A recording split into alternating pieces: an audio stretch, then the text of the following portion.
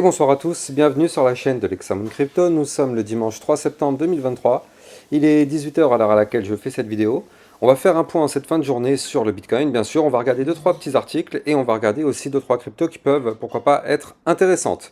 Je vous ai déjà fait une vidéo ce matin, mais bon, vous le savez, comme on est dimanche, il y a la clôture hebdo qui approche. Et là, il y a beaucoup de choses qui risquent de changer en cette fin de journée, donc on va suivre ça de très très près.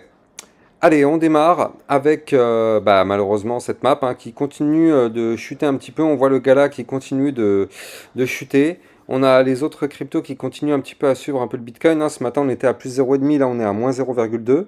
Donc bon, c'est pas grand-chose, mais bon, on se dirige dans une situation qui peut être dangereuse. Je vais vous montrer après dans cette vidéo pourquoi. Mais regardez, avant de commencer l'analyse technique, je suis tombé sur une petite news où en fait il y a des informations qui tombent avec un potentiel prix du Bitcoin qui pourrait être atteint selon Tom Lee si jamais les ETF Bitcoin pourraient être approuvés. Apparemment, certaines personnes disent que effectivement le Bitcoin pourrait taper les 185 000 $. Alors bon, je pense que chacun aura ses propres chiffres. Moi personnellement, je trouve que c'est beaucoup trop, mais clairement beaucoup trop.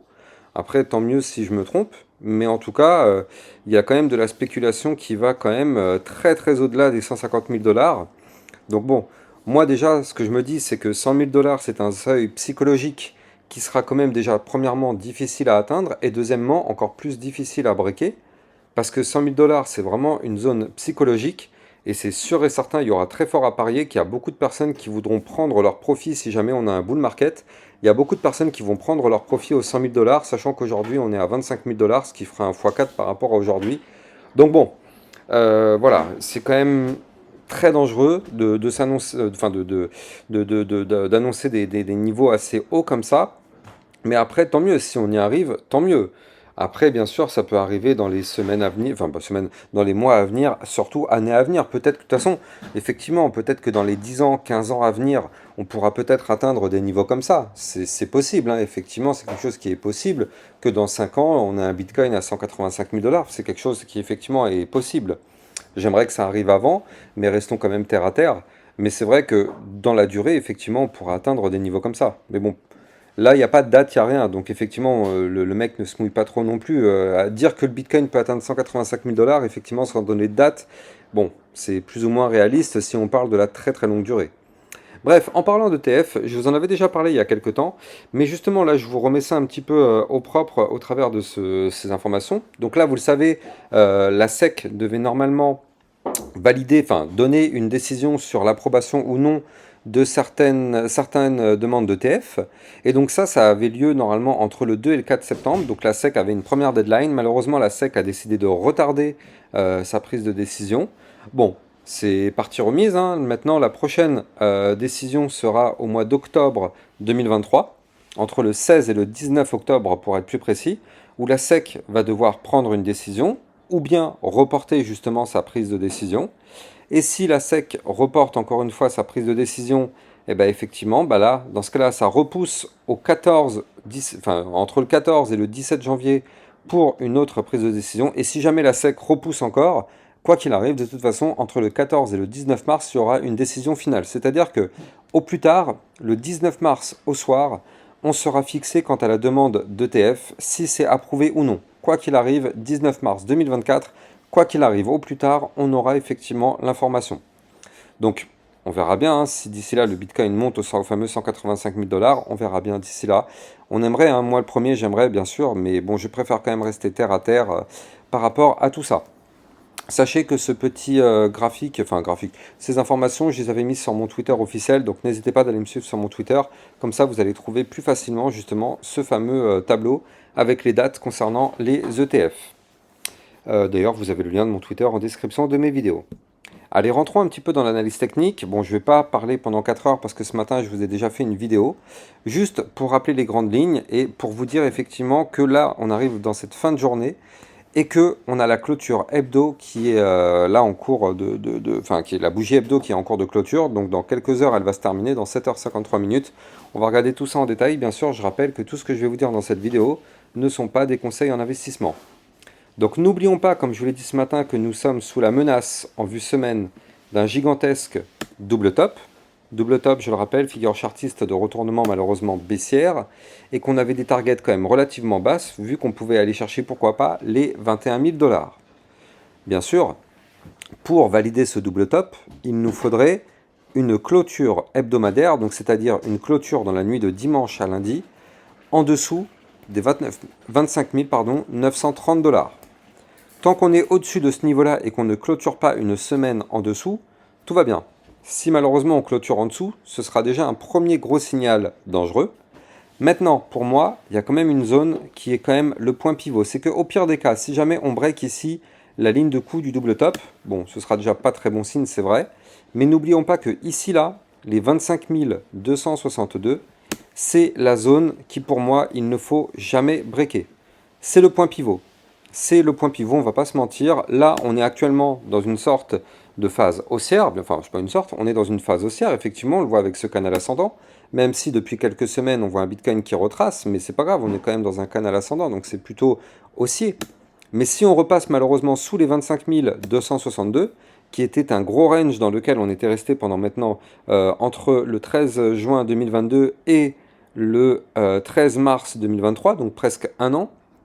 Et donc effectivement, là, ça c'est un point pivot parce que si on réintègre malheureusement l'ancien range, vous l'avez compris, ce sera très sûrement pour aller chercher des niveaux beaucoup plus bas.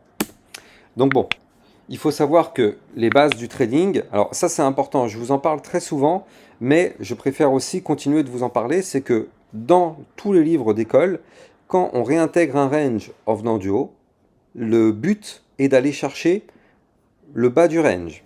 Donc c'est pour ça que je vous dis qu'il ne faut quoi qu'il arrive pas réintégrer ce haut du range. Et vous le savez, moi dans toutes les vidéos que je vous fais, j'essaye, même si en réalité l'analyse technique, je pourrais vous la bâcler en 2 ou 3 minutes, je pourrais vous la bâcler.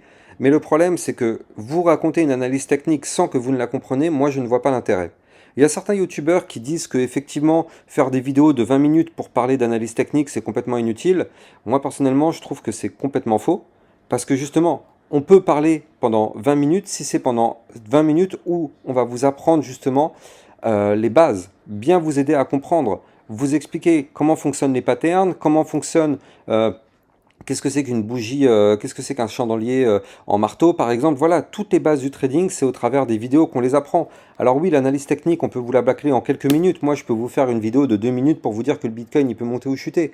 Mais en soi, c'est pas du tout intéressant. Le but, c'est que vous apprenez aussi, c'est ça le but. Et vous êtes tous les jours très nombreux à me remercier pour ça, à me dire que effectivement, grâce à mes vidéos, vous arrivez à mieux comprendre comment ça fonctionne et vous arrivez aussi maintenant par vous-même à vous lancer dans des trades et à les gagner par vous-même. Donc ça, c'est bien par rapport à ce que vous faisiez avant, dans lesquels vous me dites, enfin dans des tweets dans lesquels vous me dites qu'avant vous faisiez n'importe quoi et que là maintenant vous réussissez vos trades parce que vous faites plus les erreurs que vous faisiez avant et ça c'est grâce à mes vidéos.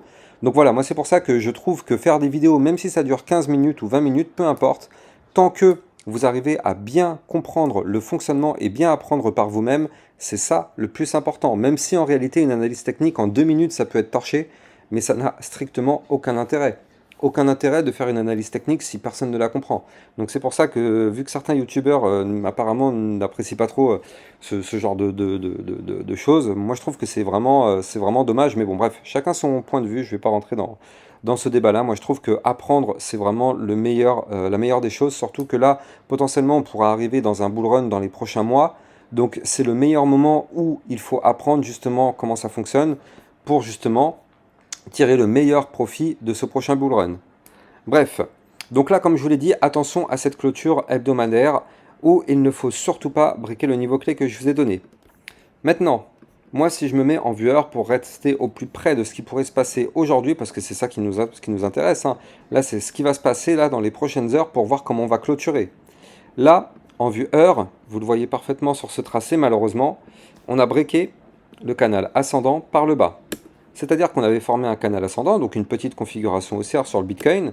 Et là, vous le voyez, on s'est malheureusement fait rejeter ici par le bas d'un ancien range, les fameux 25 922 dollars. Ça fait un bout de temps que je vous en parle hein, de ce niveau-là.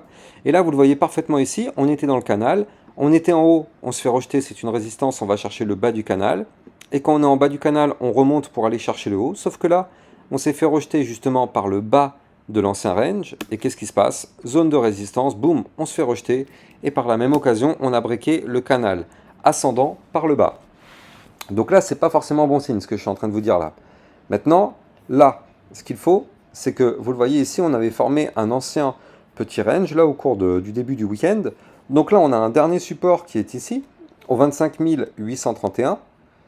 Et vous l'avez compris, si on break les niveaux de support que je vous donne, on pourrait malheureusement reprendre une chute pour aller chercher, encore une fois, les fameux 25 262 dollars qui correspondent au support majeur du haut du range en vue hebdo.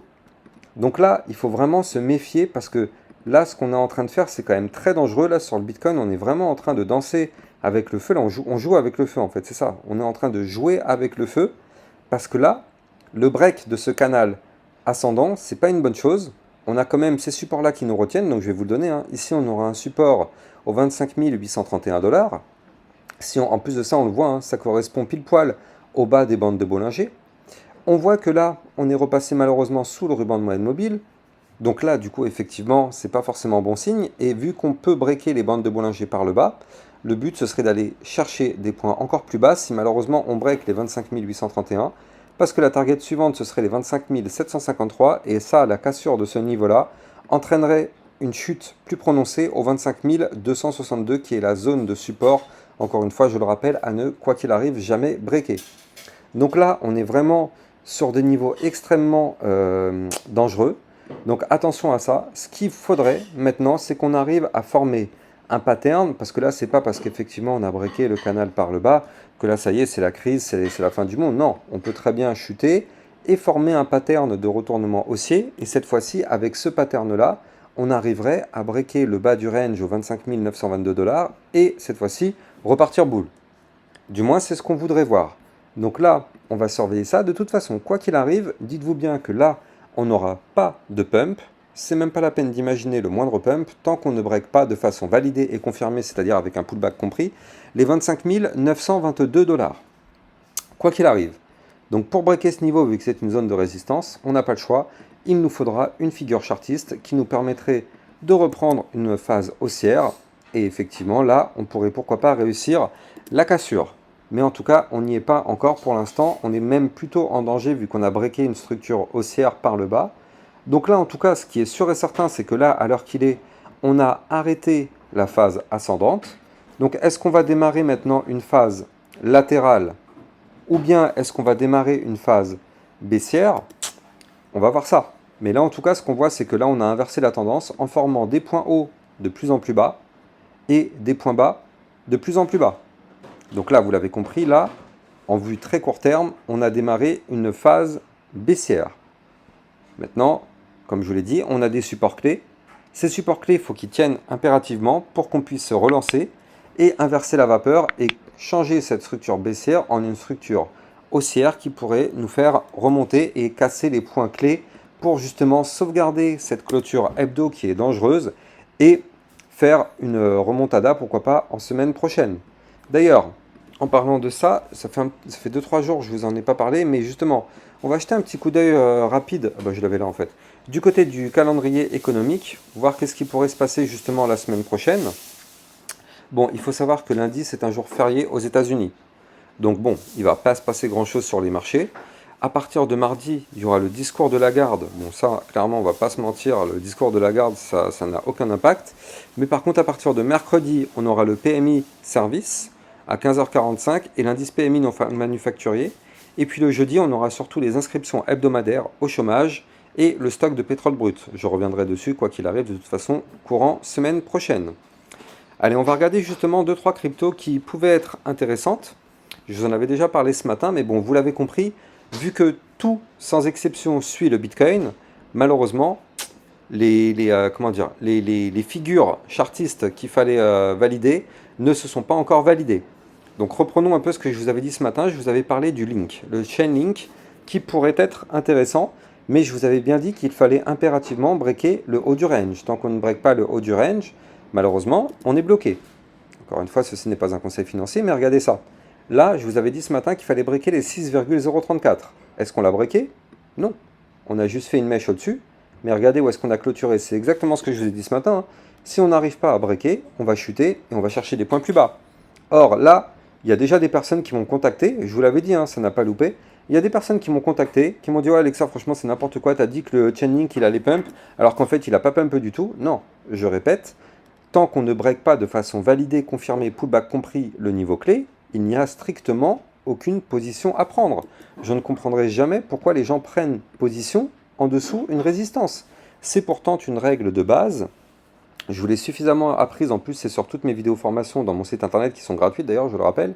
On n'achète jamais sous résistance.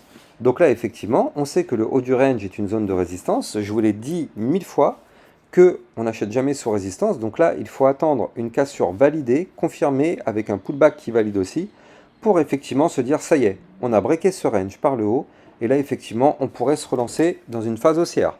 Tant qu'on ne fait pas ça, il n'y a strictement aucune position à prendre en longue sur ce genre d'actif. C'est aussi simple que ça. Donc là effectivement par contre ça pourrait très bien arriver par la suite, hein. Là on voit que le link il est pour l'instant en configuration boule, dans le sens où on fait des points bas de plus en plus haut, on fait des points hauts qui sont aussi de plus en plus hauts, on est au-dessus du milieu des bandes de Bollinger. Donc là, pour l'instant, il n'y a plus qu'à breaker ici le haut du range pour qu'on puisse avoir une poussée haussière. C'est ce qu'on attend, mais pour l'instant, tant qu'on ne break pas le haut du range, malheureusement, c'est bloqué. Si on break le haut du range, on pourrait aller chercher, pourquoi pas, déjà la première résistance des 6,082, voire même ici la moyenne mobile sans période au 6,185. Et je vous avais parlé aussi du polygone matic avec un potentiel double bottom. Malheureusement, vous le voyez ici, premier bottom, deuxième bottom. Malheureusement, vu que le Bitcoin, vous le voyez parfaitement ici, hein, je vais me remettre en vue 4 heures sur Bitcoin, comme ça vous allez voir la comparatif. Là, on a un Bitcoin qui a chuté. Donc, qu'est-ce qui se passe? On a toutes les autres cryptos qui ont chuté. Là, je suis sur le matic. Mais regardez ça, tout à l'heure, on était sur le Atom. Ah non, mince, pardon, ça c'est le Atom en vue semaine. Non, on était sur le Link, pardon. On voit que le Link, il a fait une bougie rouge et un début de bougie verte. Regardez. Le Matic, une bougie rouge, un début de bougie vert. XRP, une bougie rouge, une bougie verte un peu plus prononcée. Polkadot, une bougie rouge, une bougie verte. Enfin bref, vous l'avez compris, tout suit le Bitcoin à la lettre. Donc bon, Matic, de toute façon, tant qu'on ne break pas ici les 0,5459, c'est inutile d'espérer quoi que ce soit, il ne va rien se passer. Par contre, le XRP, c'est intéressant. C'est intéressant, malheureusement, il n'arrive pas à breaker. Mais on voit qu'il a envie de breaker du côté du XRP, donc on va peut-être suivre ça de près dans la soirée, ça peut être intéressant. Mais là on voit que le XRP, il a envie de tenter la cassure de la résistance des 0,5056. On voit qu'on a fait une mèche un peu plus tôt dans la journée. Malheureusement pour l'instant on n'a pas breaké.